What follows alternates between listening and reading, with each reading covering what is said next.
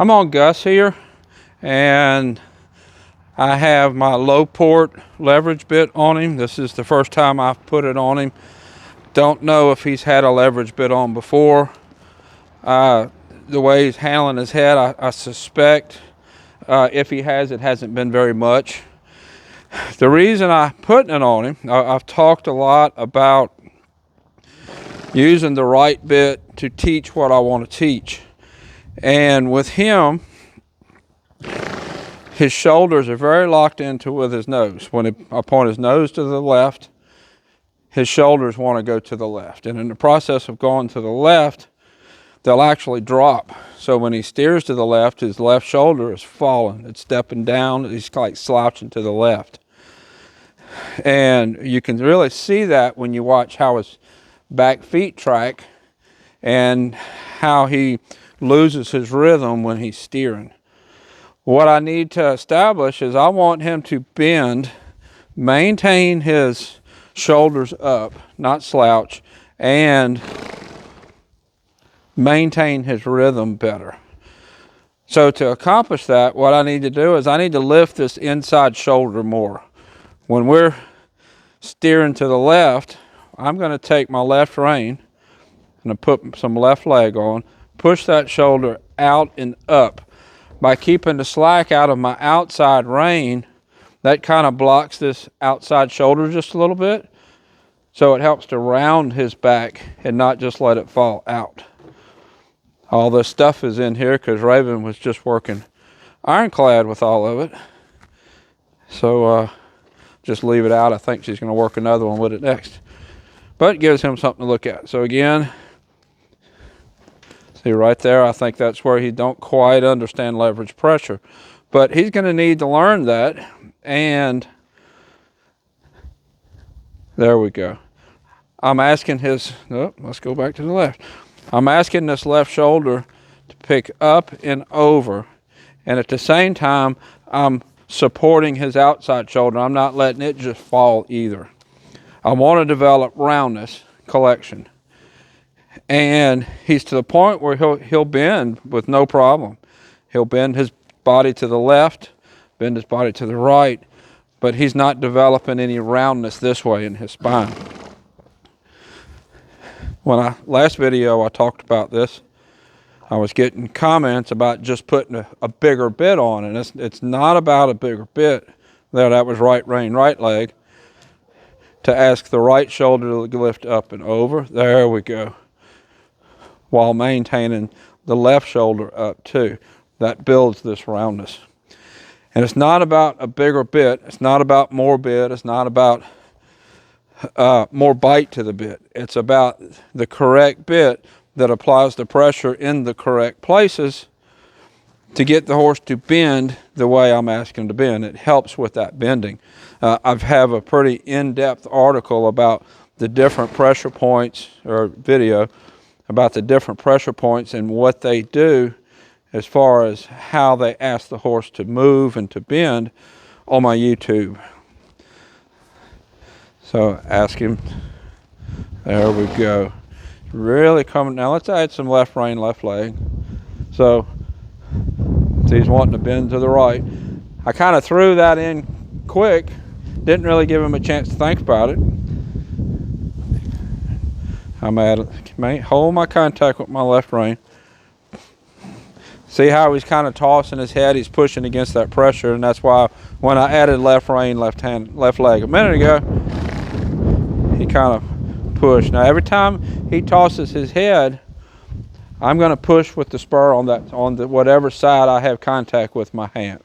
So right here I've got left hand contact. And I'll push a little bit with my leg to ask the shoulders to go over. Step, step, step, step. And if he tosses his head, I'm going to push with this leg a little harder. Right there, a little harder. And I'm going to maintain contact.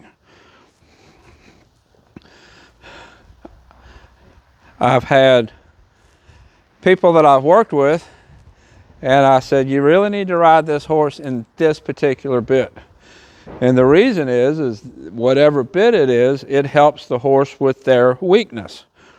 Some horses are kind of slouchy on their front end. A lot of times I'll put a little bit taller port to help with their weakness, so that to help them carry their body better. And I've had owners tell me, well, my horse don't like that bit. It tosses his head. Well, the reason they toss their head is because the bit is asking the body part to move that it's supposed to, and the horse isn't used to moving it. That's all. Right there, he's kind of pushing on my left leg. He gets a little bit softer. I'm going to soften. There. He was softening his head, but he wasn't softening his shoulder. This horse has had a lot of work. I'm going to reward progress, but this horse has progressed to the point where you don't reward just as soon as he does a piece of the right thing. I'm going to reward when his progress is a little bit more pushing that edge. There we go. And then reward. I'm going to reward progress. And this is not, he's a fairly young horse, but he's not a beginner. He's not a totally green horse. He's not a green horse at all. He needs to advance his education. I'd say he's in like junior high level. Well, I'm not going to reward him for third grade math skills. I'm going to reward him for junior high level math skills. There we go. So right then I asked him to step forward, use my left leg to step forward, shoulder over, bring nose to the left. There we go, and forward. Now you notice, if you saw his earlier video, he's not bending as much as he was. That's what I want, because when I'd steer this way, his nose would go that way, and his shoulders were following, but his shoulders were following very poorly. A lot of riders that don't really understand shoulder control, they don't like to work counterbending because they say it makes the horse wiggly. It really doesn't make the horse wiggly. It gives you control of their shoulders. There we go, push. And you notice I'm not rewarding with that first step over. There we go. I'm rewarding when he steps over soft in his face and soft in his shoulders. There we go. Now let's stop a minute and work his back end. His back end wasn't near far along as what his front end was moving off of pressure. So I'm going to just make contact. Oop, just make contact. Now I add a little bit of right spur by where my back girth would be. Wait for the hip to move over. I'm not going to release till that hip moves over.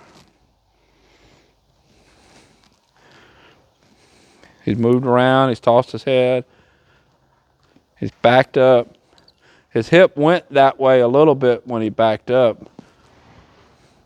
Almost there. Almost. And release. That part needs to get a lot better.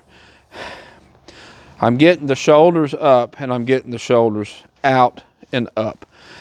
As I got to work the back end at the same time, because at the same time the shoulders come out and up, I need the hip to step underneath. That's going to get him in the correct frame for anything that he's going to be asked to do later. Right leg again, back by the back girth, kind of wiggling it around a little bit, just kind of rubbing it around. Wait for that hip to step over. He's thinking about it. And release. There we go. Good boy. Now let's do the same thing off my left leg. See, as soon as the contact started coming, he tossed his head. That's just a matter of him. It's not that he don't like the contact. It's a matter of he needs to practice. He don't really understand it, not comfortable with it yet. A little bit of worry about it. But it's something he has to learn. Just like anything else. Just like when he was learning direct rein, he didn't know what it was either.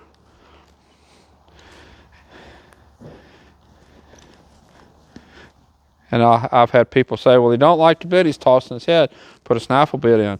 That's the snaffle bit, the leverage bit, is not the issue. The issue is he's complaining about the leg.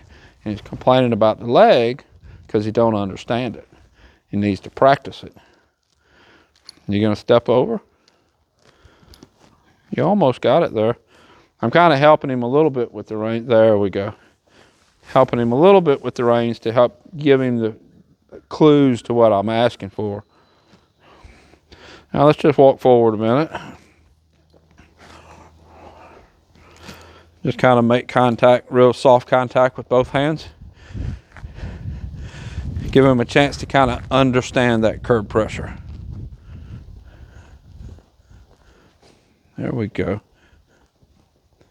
A little bit of right rein, right leg. I was trying to go on the other side of that board and he pushed through my leg. There we go. Which is why we need shoulder control.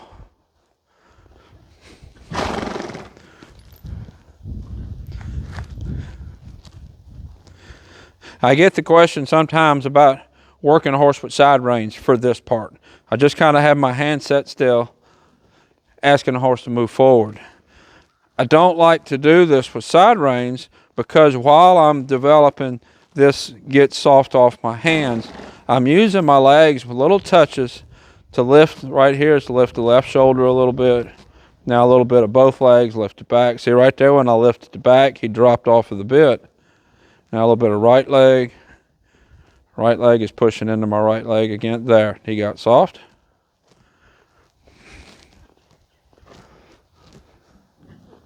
A little bit of both legs. And the whole time my hands are just kind of set still. So a minute ago I was going towards this board and he pushed his shoulder to the right. Or he's doing it again right there. Shouldering out. So if I don't have the leg cue off my right leg to push that shoulder over, there's nothing I can really do about it. In English riding, you use your outside rein as your supporting rein, and that supports the shoulder. But you need to use your outside leg to help support that shoulder too. As you make contact with kind of both legs and drive the horse forward, that horse is going to lift up under you, lift its back, round its back, and drive straight forward. And if the horse is pushing into your leg or just a slob on your legs, then you're not going to develop that roundness there. Oh, I actually felt this back lift that time. Really nice. I get a lot of questions about building top line. This is how you build top line. And people want to do it on the ground over boards. And a horse can carry himself correctly over boards, and a horse can carry himself poorly over boards.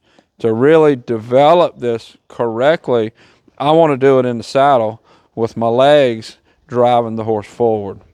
Lifting the middle, lifting the back, driving, there we go, driving the horse forward.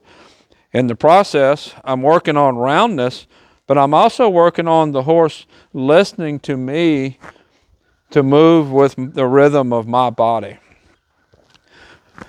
Raven is riding the Clydesdale, Leroy, and he's really lazy. So she has to use a lot of voice cue, a lot of leg to send him forward. And the thing about him, he's lazy going forward, and he doesn't have real great steering. Well, the two work together, just like I'm using my legs driving him forward to round Gus's back and move his shoulders over. It works the same with Leroy. When he's pulling on her hand and not wanting to steer, she has to give a little bit of leg, give a little gas, so to speak, and send him forward. Like sitting in your truck behind the steering wheel, you can turn the steering wheel left and right all you want, but until you mash the gas pedal and go forward, the horse isn't going to go forward. Same way with a horse.